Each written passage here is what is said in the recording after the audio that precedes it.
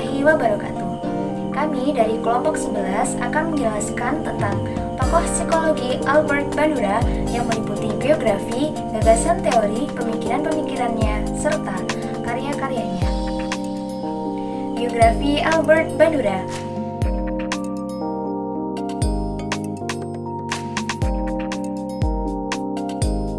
Albert Bandura lahir pada tanggal 4 Desember 1925 di Mandir, kota kecil di Alberta, Kanada. Dia mendapatkan gelar BA dari University of British Columbia, kemudian mendapatkan gelar MA dan PhD dari University of Iowa. Albert Bandura pernah mengikuti magang pasca doktoral di Wichita Guidance Center pada tahun 1953 dan kemudian bergabung di Stanford University. Pada tahun 1969 sampai 1970, Bandura sempat di Center of the Advanced Study in the Behavioral Science. Bandura pernah juga menjabat sebagai David Starr Jordan Professor of Social Science di Fakultas Psikologi Universitas Stanford. Latar belakang Albert Bandura saat di University of Iowa, Bandura membaca buku Social Learning and Imitation karya Miller and Dollard 1941. Penjelasan tentang belajar sosial dan imitatif Miller dan Dollard mendominasi literatur psikologi selama lebih dari 2 dekade.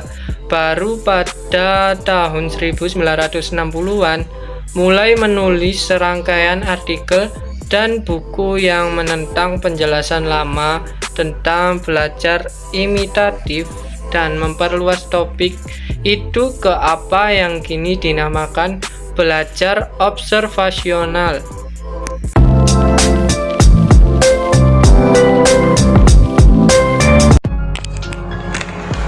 Teori kognitif sosial. Mengapa disebut dengan teori kognitif sosial? Yang pertama yaitu adalah karena ia menekankan bahwa fakta hampir semua informasi yang kita peroleh dari interaksi kita dengan orang lain. Yang kedua adalah manusia sebagai organisme yang dinamis dalam memproses informasi dan sebagai organisme sosial. Dan yang terakhir, belajar secara langsung atau tidak langsung.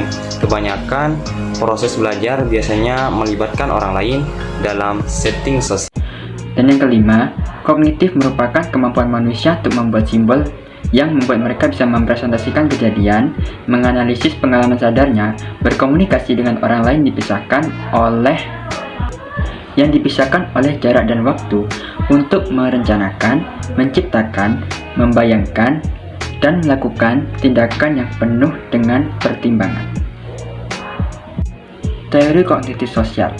Yang keempat adalah kognisi, yaitu hasil yang berdasarkan observasi dan interaksi dengan orang lain, termasuk standar performa dan penilaian moral yang terus berkembang.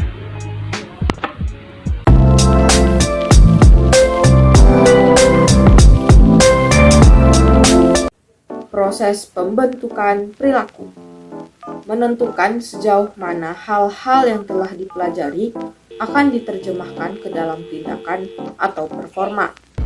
Seseorang mungkin sudah belajar lewat pengamatan atas monyet, cara melompat bergelantung dari satu pohon ke pohon lainnya dengan menggunakan ekor.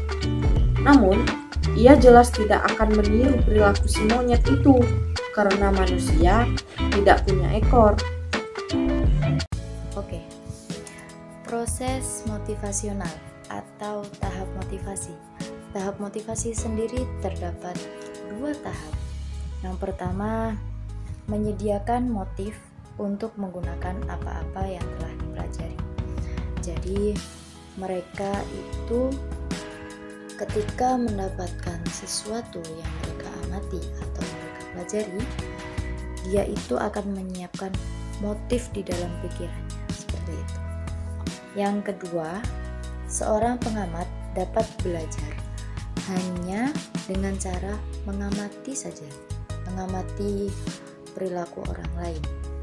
Dan mereka itu akan menyimpan informasi secara simbolis atau hanya secara gambaran saja. Tetapi mereka akan menggunakan informasi yang mereka dapatkan jika mereka merasa bahwa informasi tersebut berguna bagi diri mereka. Assalamualaikum warahmatullahi wabarakatuh. Saya Farid Husseini dari Fakultas Psikologi akan menjelaskan salah satu teori dari Albert Bandura, yaitu proses retensional, yaitu sebuah proses agar informasi yang sudah diperoleh dari observasi bisa berguna. Informasi itu harus diingat atau disimpan. Bandura berpendapat bahwa proses retensional di mana informasi disimpan secara simbolis melalui dua cara, yaitu secara imajinal dan secara verbal. Simbol yang disimpan secara imajinal adalah gambaran tentang hal-hal yang dialami model yang dapat diambil dan dilaksanakan lama sesuai belajar observasi terjadi. Bandura mengatakan bahwa perilaku setiapnya sebagian ditentukan oleh citra atau gambaran nyata tentang pengalaman di masa lalu. Sedangkan secara verbal, kebanyakan proses kognitif yang mengatur perilaku terutama adalah konsep ketimbang imajinal. Karena fleksibilitas simbol verbal yang luar biasa, rumitan dan kebalikan perilaku bisa ditangkap dengan baik dalam wadah kata-kata. Kata-kata cenderung membangkitkan citra yang terkait, dan citra dari suatu kejadian seringkali bisa beri atau dipahami secara verbal ketika stimuli visual dan verbal memberikan makna yang sama. Orang mengintegrasikan informasi yang disajikan oleh modalitas yang berbeda ini ke dalam satu representasi konseptual. Sekian dari saya. Wassalamualaikum warahmatullahi wabarakatuh.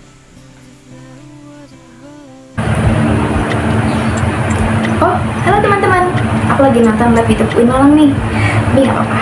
Sebelumnya aku mau jelasin ke kalian tentang konsep teoritis Albert Bandura.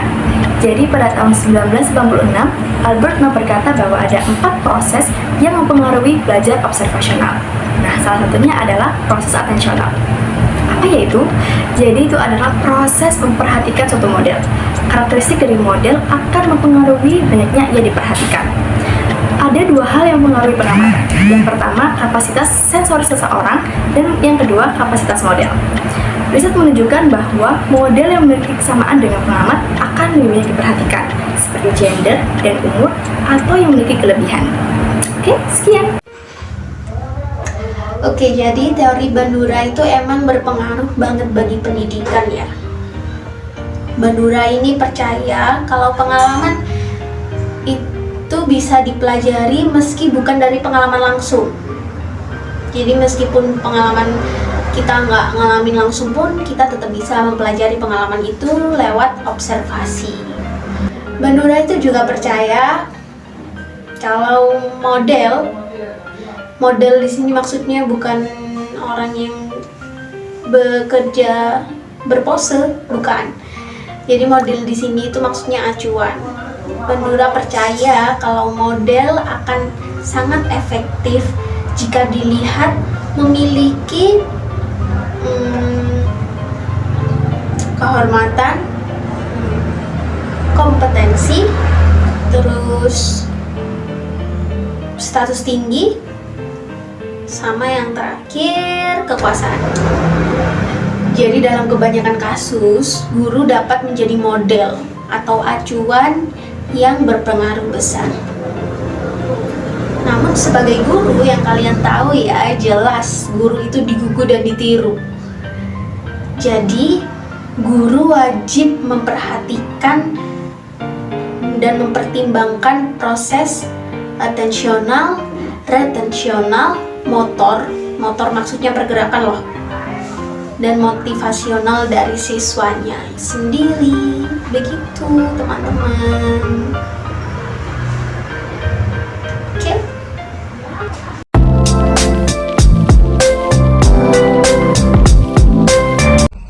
saya akan menyebutkan beberapa karya dari Albert Bandura. Yang pertama adalah Social Learning Theory and Personality Development atau teori pembelajaran sosial dan pengembangan kepribadian. Karya yang kedua yaitu Psikologi Modeling, Conflicting Theories atau model psikologi teori-teori konflik.